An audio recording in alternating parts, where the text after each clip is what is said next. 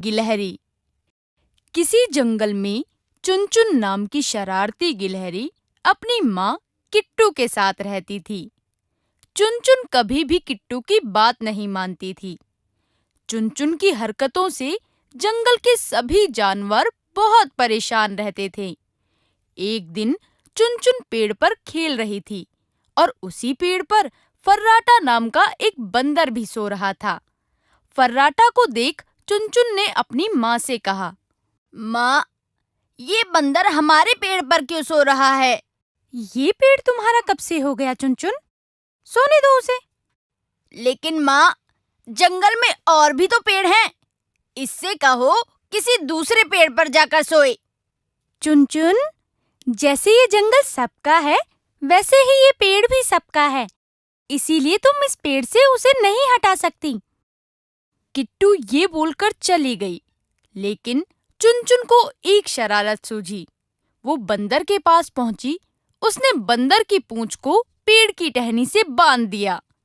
उसके थोड़ी ही देर बाद जब फर्राटा बंदर सोकर उठा तो उसने दूसरी टहनी पर छलांग लगाने की कोशिश की, लेकिन उसकी पूंछ बंधी होने के कारण वो दूसरी टहनी तक नहीं पहुंच सका और वहीं पेड़ से उल्टा लटक कर चिल्लाने लगा, बचाओ, बचाओ, मैं यहाँ पेड़ पर उल्टा लटक गया हूँ, बचाओ।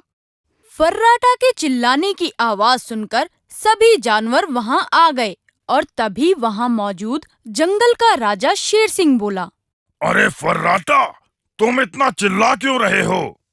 किसी ने मेरी पूंछ टहनी से बांध दी है। लेकिन तुम्हारी पूंछ टहनी से कौन बांधेगा? किसी को क्या मिलेगा ऐसा करके? ये काम उस शरारती चुनचुन ने किया होगा। वो ही जंगल के सभी जानवरों को परेशान करती है। ये बातें किट्टू और चुनचुन पेड़ के ऊपर बैठकर सुन रही थी। इतने में चुनचुन बोली, हाँ, मैंने ही बंदर की पूंछ पेड़ से बांधी है। लेकिन तुमने ये सब क्यों किया? बंदर ने तुम्हारा क्या बिगाड़ा है? जंगल में इतने सारे पेड़ हैं, तो ये बंदर इस पेड़ पर क्यों सोया? ये हमारा पेड़ है। ये सुनकर सभी जानवर हैरान रह गए। तभी हिरन बोला, चुनचुन, एक बात कान खोलकर सुन लो। ये जंगल सबका है, इसलिए यहाँ के पेड़ों पर भी सबका अधिकार है। चुनचुन, अगर अब तुमने जंगल में किसी जानवर को तंग करने की कोशिश की तो मैं तुम्हें इस जंगल से निकाल दूंगा। ये सुनकर किट्टू जल्दी से बोल पड़ी, नहीं नहीं महाराज, चुनचुन अभी छोटी है, उसको माफ कर दीजिए। आज के बाद वो ऐसी शरारत कभी भी नहीं करेगी। मैं अभी फर्राटा की पूंछ खोल देती हूँ। ये कहकर किट्टू फर्राटा बंदर की पूंछ पेड़ की टहनी से खोलने लगी और तभी फर्राटा बंदर पेड़ से गिर गया। इतने में शेर सिंह बोला, किट्टू, किट्टू, समझा देना अपनी बेटी को। ये उसके लिए आखिरी चेतावनी है। ये बोलकर शेर सिंह और जंगल के बाकी जानवर वहां से चले गए और किट्टू ने चुनचुन से कहा, चुनचुन, तुम ये शरारतें करना कब छोड़ोगी? तुम्हारी ये नासमझी किसी दिन तुम्हारे लिए मुसीबत बन जाएगी, समझी? किट्टू की बात का चुनचुन पर कोई असर नहीं हुआ। ऐसे ही कुछ दिन बीत गए कि तभी किट्टू को किसी काम से जंगल से बाहर जाना पड़ गया और उसने चुनचुन से कहा, चुनचुन, मैं एक जरूरी काम से जंगल के बाहर जा रही हूँ, लेकिन तुम यहाँ किसी को परेशान मत करना और जंगल से कहीं दूर मत जाना।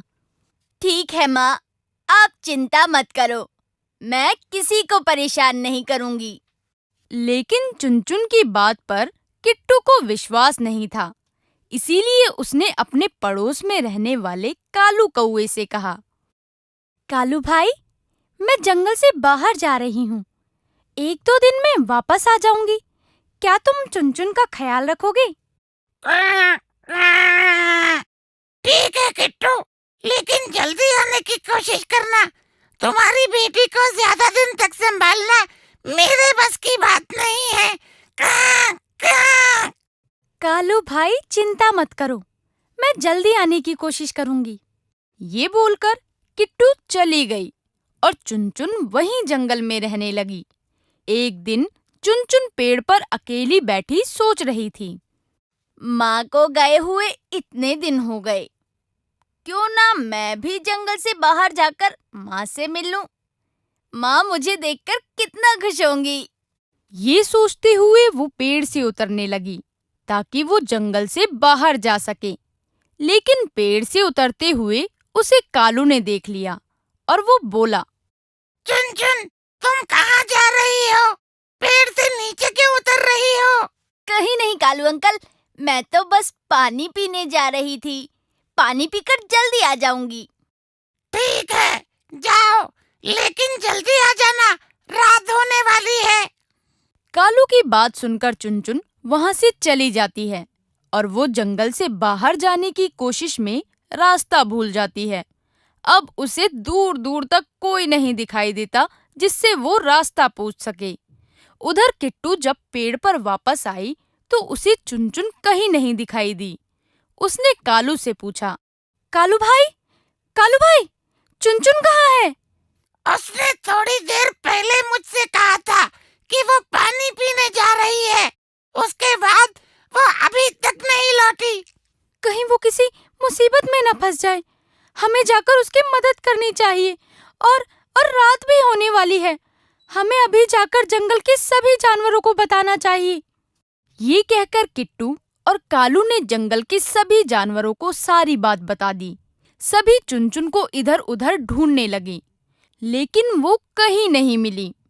तभी कालू को आसमान में एक बाज उड़ता हुआ दिखाई दिया। तभी कालू ने कहा, वो देखो, आसमान में बाज उड़ रहा है। इस समय ये बाज आसमान में क्या कर रहा है? लगता है वो अपना भोजन ढूंढ रहा है। हिरन की बात सुनकर किट्टू घबरा गई और बोली, कहीं ऐसा तो नहीं उस बाज की नजर मेरे किट्टू पर पड़ गई हो? तुम चिंता मत करो, मैं अभी अपने दोस्त मिट्टू तोते के साथ जाता हूँ और पता करता हूँ। ये कहकर कालू मिट्ठू के साथ बाज का पीछा करने चला गया। उसने देखा कि बाज चुनचुन के ऊपर मंडरा रहा था। ये देखकर कालू समझ गया कि उस बाज का शिकार चुनचुन ही थी। उसने सारी बात जंगल के जानवरों को बता दी और वापस चुनचुन की मदद करने मिट्ठू तोते के साथ चला गया। अब बाज ने मौका पाकर चुनचुन को अपने पंजों में दबा लिया। ये देखकर कालू बोला, मिट्टू, जल्दी उस बाज के पास चलो, नहीं तो वो चुनचुन को खा जाएगा। ये सुनकर मिट्ठू और कालू आसमान में बाज से लड़ने लगे। वो दोनों बाज पर अपनी चोंच से लगातार वार करने लगे। इसी दौरान चुनचुन बाज के चंगुल से छूट गई। चुनचुन को नीचे गिरता देख जानवरों ने पत्तियों और घास से बना हुआ जाल नीचे बिछा दिया। चुनचुन उस नरम जाल पर आ गिरी। चुनचुन बेटा, तुम ठीक तो हो ना? हाँ माँ, मैं बिल्कुल ठीक हूँ। चुन, हम तुम्हें इसलिए समझाते थे कि शरारत मत किया करो। देखा, तुम कितनी बड़ी मुसीबत में फंस गई। ये सुनकर चुनचुन अपनी माँ से बोली, मुझे माफ कर दो माँ, मैंने कभी आपकी बात नहीं सुनी। अब से मैं कोई शरारत नहीं करूँगी।